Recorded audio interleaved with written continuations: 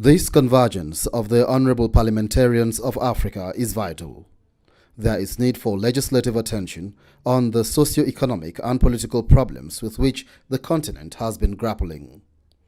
At the apex of topics for debates was the colonization of an African state by another. They were in unison in their opinions that more than half of a century after the first African states regained their independence from European dominance, an African state could be seen practicing the very kind of foreign domination they had resisted and fought off. Such is the present situation in the small state of Sahrawi in the Western Sahara, which was taken over by Morocco upon the departure of the Spanish colonialists. It's been quite a thorny issue for the African Union, and persistent diplomatic pressures on Morocco have not yielded the expected dividend. Morocco has rather responded with a departure from the African Union. Now, the Pan-African Parliament is suggesting the use of tougher measures against Morocco, including elements of isolation. Once they become isolated, no trading, no international relations with them, I think Morocco cannot continue. It's an affront, as I said, to the African countries. But for us, we have called, first of all, for sanctions. We should try to isolate, totally, completely. We should stop them from taking part in African activities. We can boycott their airspaces. We shall close all their embassies, or high commissions where they are, so that let them know that we are serious. Morocco has been using its economic prowess in Africa to go against the wishes of its fellow African states for the abandonment of such a 21st century anomaly. However, there are indications that such a cocky Moroccan posture and continued illegal occupation of the Western Sahara is in connivance with some influential European states. Africa, which has seen its observation of presidential and parliamentary elections in member states, a motion was moved for a detachment of observer missions in order to go solo, because in the thinking of some members, it is high time the independence of the Pan-African Parliament be asserted. However, we should not pull out at all because we need to fight. We need to defend the principles of democracy.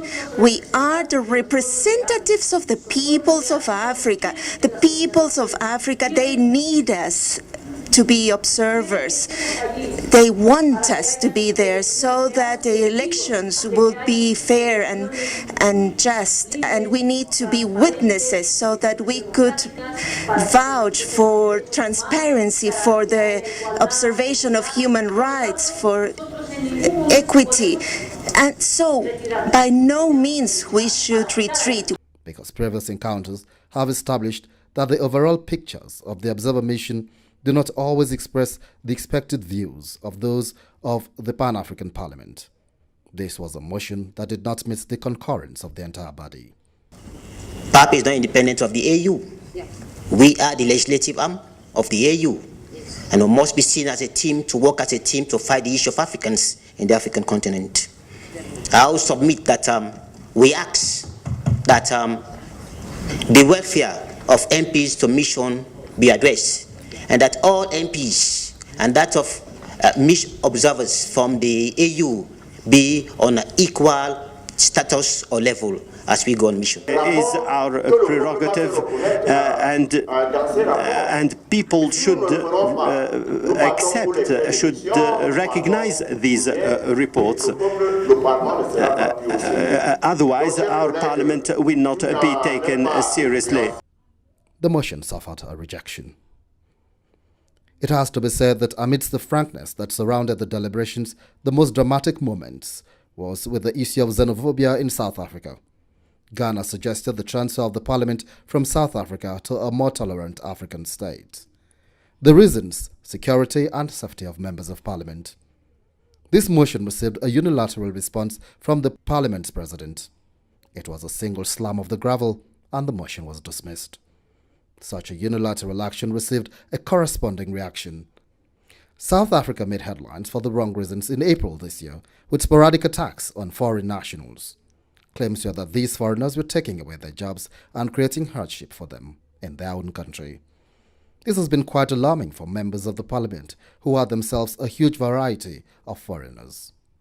The parliament awaits a report from the South African President Jacob Zuma before deliberations on the issue could be considered worthy.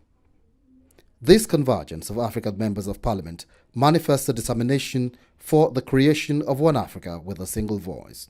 After all, it was for the engendering of peace, security and stability in the continent that it was brought into being.